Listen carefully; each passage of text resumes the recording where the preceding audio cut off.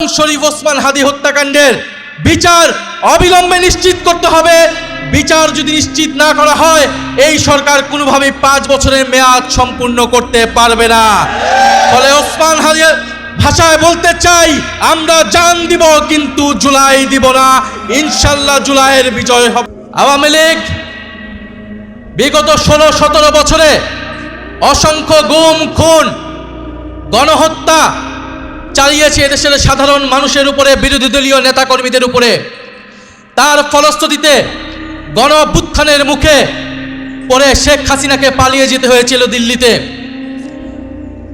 এই সরকার, নতুন সরকার গঠিত হওয়ার পরে গত 4 মাসে আইসিটিতে নতুন কোনো রায় আমরা এখন পর্যন্ত দেখি নাই। নতুন কোনো তদন্তের রিপোর্ট এখন পর্যন্ত দাখিল হয় নাই।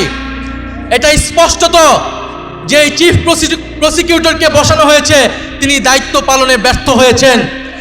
অবিলম্বে তাকে পদত্যাগ করতে হবে এবং নতুন যোগ্য দায়িত্ববান ব্যক্তিকে বসাতে হবে, যিনি আন্তর্জাতিক ট্রাইব্যুনালের মাধ্যমে বিচার নিষ্পন্ন করবেন এবং দল হিসেবে আওয়ামী লীগকে নিষিদ্ধ করার সকল ব্যবস্থা নিশ্চিত করবে।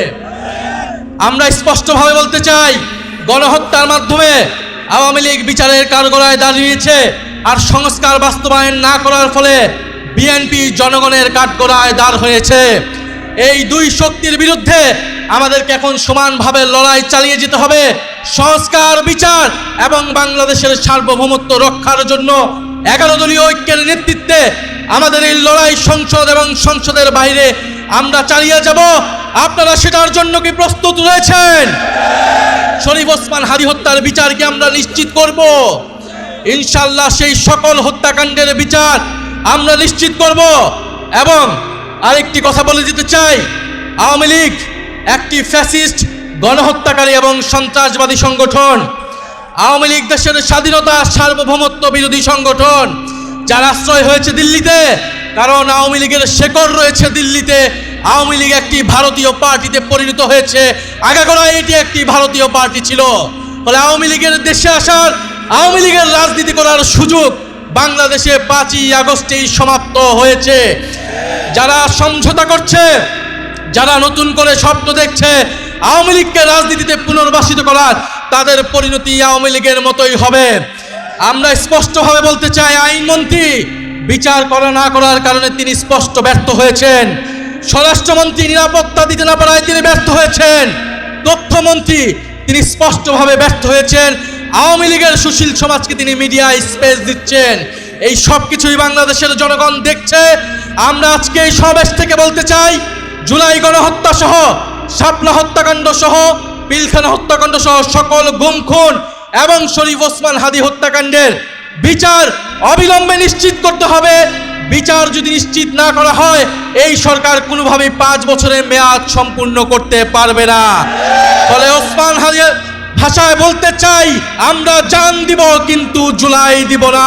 ইনশাল্লাহ জুলাইয়ের বিজয় হবে। আসসালামু আলাইকুম। বক্তব্য রাখবেন প্রধান অতিথির নাম ঘোষণা, সভাপতির ধন্যবাদ জ্ঞাপনের জন্য অনুরোধ করছি। এখন কথা বলবেন 11 দলীয় ঐক্যের সমন্বয়ক জনাব ডক্টর এস.এম. হামিদুর রহমান আজাদ, বাংলাদেশ জামাত ইসলামীর কেন্দ্রীয় নির্বাহী পরিষদের অন্যতম সদস্য, সংগ্রামী সহকারী সেক্রেটারি জেনারেল, জাতীয় সংসদের মাননীয় সাবেক সংসদ সদস্য জনাব ডক্টর এস.এম. হামিদুর রহমান আজাদ।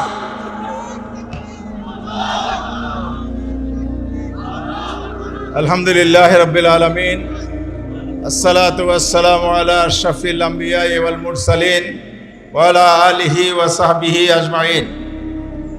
আজকে 11 দলীয় ঐক্য জোটের উদ্যোগে আয়োজিত গুম খুন আওয়ামী ফ্যাসিবাদী আমলে সমস্ত হত্যাকাণ্ডের বিচার দাবিতে আয়োজিত 11 দলীয় ঐক্য জোটের এই বিশাল সমাবেশের শ্রদ্ধেয় প্রধান অতিথি, বাংলাদেশ জাতীয় সংসদের মাননীয় বিরোধী নেতা আমিরে জামাত ডক্টর শফিকুর রহমান, জাতীয় সংসদের চিফ হুইপ এবং জাতীয় নাগরিক পার্টির আহ্বায়ক জনাব নাহিদ ইসলাম, অন্যান্য নেতৃবৃন্দ, সাংবাদিক বন্ধুগণ, সংগ্রামী দেশবাসী, আসসালামু আলাইকুম ওয়া রাহমাতুল্লাহি ওয়া বারাকাতুহু।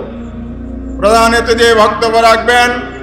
আমি শুধু একটি কথা বলবো, যে বিএনপির 100 দিনে দেশে 915টি মানুষ খুন হয়, সেই বিএনপির কাছে বিচার দাবি করে কি লাভ আছে?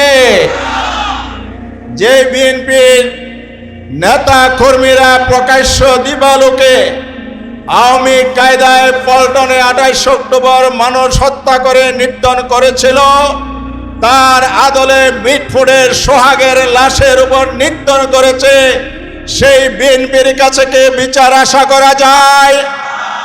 যেই বিএনপির শাসন আমলে অন্তর্বর্তীকালীন সরকারের 80টি মামলার ট্রাইব্যুনালে দায়ের হওয়া, 73টি মামলার বিচার কার্যক্রম শুরু করা, 60টি মামলার রায় দিয়েছে, সেগুলো স্তব্ধ করার জন্য দলীয় প্রসিকিউটর নিয়োগ করেছে। সেই বিএনপির কাছে এই বিচার দাবি করে লাভ নেই।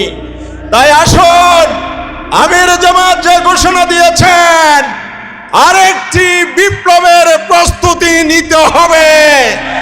যে বিপ্লবের মাধ্যমে ব্যর্থ বিএনপি, যারা বিচারহীনতার সংস্কৃতি আওয়ামী ফ্যাসিবাদকে প্রতিষ্ঠা করতে চায়, তাদেরকে ক্ষমতাচ্যুত করে ন্যায়ভিত্তিক শাসন ব্যবস্থা এগিয়ে যাবে।